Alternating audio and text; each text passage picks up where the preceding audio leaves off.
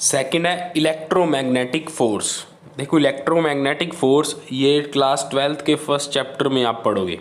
ये क्या होता है, कोई भी टू चार्ज पार्टिकल्स हैं या कोई भी टू चार्जेस हैं, जैसे प्रोटॉन प्रोटॉन हो गए या प्रोटॉन इलेक्ट्रॉन्स हो गए या कोई भी चार्जेस हो गए, उनके बीच लगने वाला फोर्स इलेक्ट्रोमैग्नेटिक फोर्स कहलाता है। ठीक है, कोई भी टू चार्ज पार्टिकल्स के बीच लगने वाला फोर्स इलेक्ट्रोमैग्नेटिक फोर्स कहलाता है।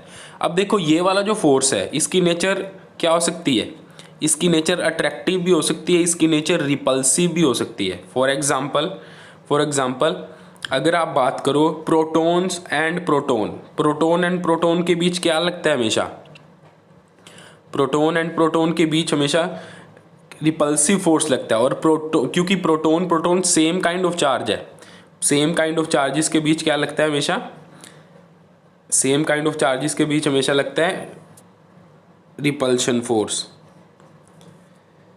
ठीक है, और वैसे अगर प्रोटॉन एंड इलेक्ट्रॉन्स, प्रोटॉन पे पॉजिटिव चार्ज, इलेक्ट्रॉन पे negative charge, opposite kind of charge है, उनके बीच क्या लगता है, अट्रैक्टिव फोर्स लगता है। तो सेम काइंड ऑफ चार्ज के बीच रिपल्सिव फोर्स लग रहा था, अपोजिट काइंड ऑफ चार्ज के बीच अट्रैक्टिव फोर्स लग रहा था। तो इसका मतलब इलेक्ट्रोमैग्नेटिक फोर्स है वो दोनों नेचर शो करता है, अट्रैक्टिव भी रिपल्सिव भी। अब ये देखो ये वाला जो फोर्स है ये इलेक्ट्रोमैग्नेटिक फोर्स से 10⁻36 टाइम्स स्ट्रोंगर होता है। फॉर एग्जांपल अगर मैं टू प्रोटॉन्स पास रख दूं तो प्रोटॉन के पास मास तो होता है ना, तो उनके बीच ग्रेविटेशनल फोर्स भी लगेगा। अब दोनों चार्ज पार्टिकल हैं तो उनके बीच में क्या ये इलेक्ट्रोमैग्नेटिक फोर्स भी लगेगा, लेकिन जो इलेक्ट्रोमैग्नेटिक फोर्स होगा वो 10⁻36 टाइम स्ट्रोंगर होगा। तो इलेक्ट्रोमैग्नेटिक फोर्स ग्रेविटेशनल फोर्स से काफ़ी ज़्यादा स्ट्रोंग होता है। अब थर्ड, इसकी भी रेंज इनफाइनाइट होती है, एक चार्ज पार्टिकल इनफाइनाइट रेंज तक अपना इफेक्ट शो कर सकता है। और फोर्थ प्रॉपर्टी है ये भी इनवर्स स्क्वायर लॉ को फॉलो करते हैं, मतलब F is inversely proportional to r square, मतलब चार्ज पार्टिकल्स के बीच डिस्टेंस जितनी ज़्यादा होगी ये फोर्स उतना ही वीक होता जाएगा। Now third one is nuclear force. This is the strongest force in nature. ये इस नेचर में लगने वाला सबसे ज़्यादा स्ट्रोंग फोर्स है। ठीक है, अब ये कैसे पिक्चर में आया, देखो हमको पता है कि न्यूक्लियस के अंदर क्या होता है, न्यूक्लियस के अंदर क्या होता है, न्यूक्लियस के अंदर होता है प्रोटॉन्स एंड न्यूट्रॉन्स। अब देखो प्रोटॉन्स बहुत सारे हो सकते हैं, न्यूट्रॉन्स भी बहुत सारे हो सकते हैं किसी न्यूक्लियस में। जैसे फॉर एग्जांपल हीलियम की बात करें, 2 प्रोटॉन्स है 2 न्यूट्रॉन्स है, तो प्रोटॉन तो एक दूसरे को रिपेल करते हैं, अगर रिपेल करते हैं तो फिर वो एक दूसरे से दूर चले जाने चाहिए इलेक्ट्रोमैग्नेटिक फोर्स के कारण। तो इससे पता लगा कि इस नेचर में इलेक्ट्रोमैग्नेटिक फोर्स के अलावा कोई और फोर्स एग्जिस्ट करता है जो इलेक्ट्रोमैग्नेटिक फोर्स से काफ़ी स्ट्रॉन्ग है। तो ही तो प्रोटॉन्स दूर नहीं पा रहे, उस दूर नहीं जा रहे हैं रिपल्शन के कारण, उस फोर्स को हमने बोला न्यूक्लियर फोर्स। अब न्यूक्लियर फोर्स किसको बोलेंगे, वो फोर्स जो सिर्फ न्यूक्लियस की डायमेंशंस में लगता है उसको न्यूक्लियर फोर्स बोलेंगे। ये नेचर का स्ट्रोंगेस्ट फोर्स है, इसकी range within the nucleus ही लगती है। 10⁻⁻14 मीटर टू 10⁻⁻15 मीटर से अगर कम डिस्टेंस है पार्टिकल के बीच तो ये फोर्स एग्जिस्ट करेगा। अगर डिस्टेंस इससे ज़्यादा होगी तो ये फोर्स जीरो हो जाता है। ठीक है, जो न्यूक्लियस है उसकी डायमेंशन भी इतनी होती है, 10⁻⁻14 मीटर टू 10⁻⁻15 मीटर तक की उसकी रेडियस होती है। तो अगर मतलब न्यूक्लियस की डायमेंशन से बाहर अगर चले जाए, न्यूक्लियस से बाहर अपने चले जाए, तो ये फोर्स एग्जिस्ट नहीं करता, सिर्फ न्यूक्लियस के अंदर ही एग्जिस्ट करता है। तो बहुत ही शॉर्ट रेंज फोर्स है। ये वाला जो फोर्स है ये इनवर्स स्क्वायर लॉ को फॉलो नहीं करता। ठीक है, और कैसे डिपेंड करता है ये वैसे तो अपने क्या इसको अट्रैक्टिव ही बोलते हैं, लेकिन ये अट्रैक्टिव और रिपल्सिव दोनों नेचर शो करता है। ये हम कब पढ़ेंगे, क्लास 12th में पढ़ेंगे। अगर आपको अभी के लिए कोई पूछे कि एक चूज़ करना आपको अट्रैक्टिव या रिपल्सिव में से, तो आप अट्रैक्टिव चूज़ करोगे। और अगर आपको दोनों ही ऑप्शन दे रखे हैं attractive as well as repulsive, तो दोनों ऑप्शन चूज़ करोगे आप।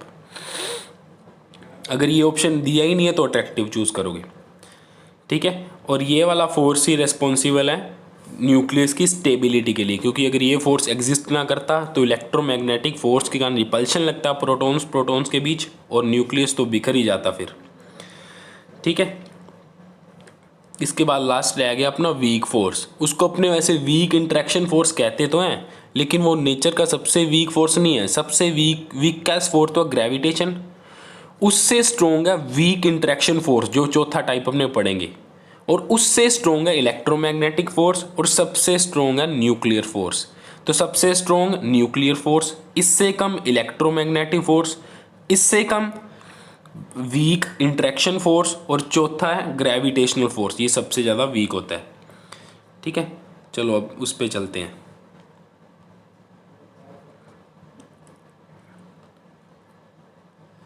ये रहा वीक इंटरेक्शन फोर्स।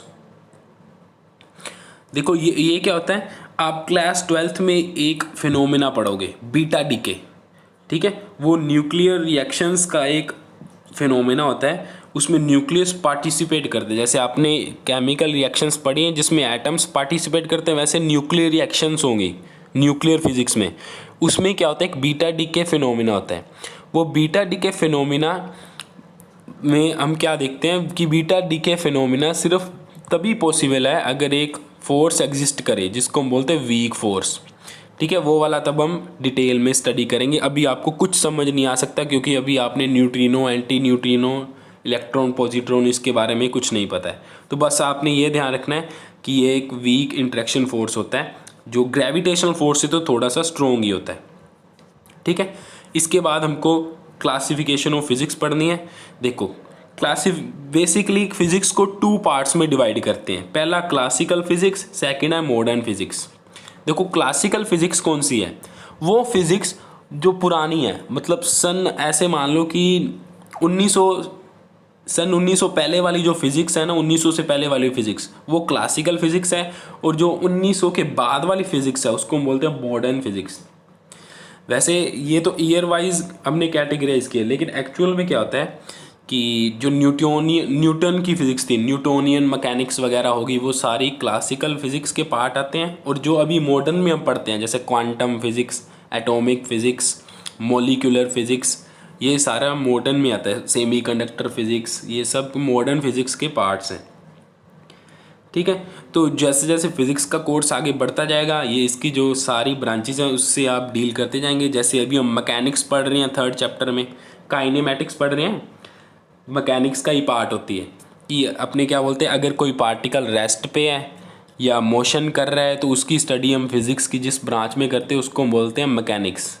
इस मैकेनिक्स के भी आगे 3 टाइप्स होते हैं। पहली होती है स्टैटिस्टिक्स में होता है कि पार्टिकल अगर रेस्ट में है उससे डील करने वाली ब्रांच को हम बोलते हैं स्टैटिस्टिक्स। और अगर पार्टिकल मूव कर रहा है लेकिन अपने को बस उसकी मोशन को स्टडी करना है, रीज़न हमने स्टडी नहीं करना, जैसे पार्टिकल मूव कर रहा है उसकी वेलोसिटी क्या है, उसका एक्सेलरेशन क्या है, तो वो हम जिसमें स्टडी करेंगे उसको बोलेंगे काइनेमैटिक्स, जो भी हम स्टार्ट किया 3rd चैप्टर काइनेमैटिक्स। और एक होती है डायनेमिक्स, उसमें क्या होता है कि पार्टिकल मूव तो कर रहा है, क्यों मूव कर रहा है, उसके रीज़न की स्टडी भी करें, उस ब्रांच को बोलते हैं डायनेमिक्स। वैसे रीज़न होता है फोर्स, वो हम 5th चैप्टर में स्टडी करेंगे। ऐसे ही थर्मोडाइनमिक्स होगी, ऐसे जो जो ब्रांचेस आएंगी वो देखते जाओगे जैसे जैसे फिज़िक्स का कोर्स आगे बढ़ेगा। तो ये 1st चैप्टर था, आई होप आपको समझ आया होगा। ठीक है।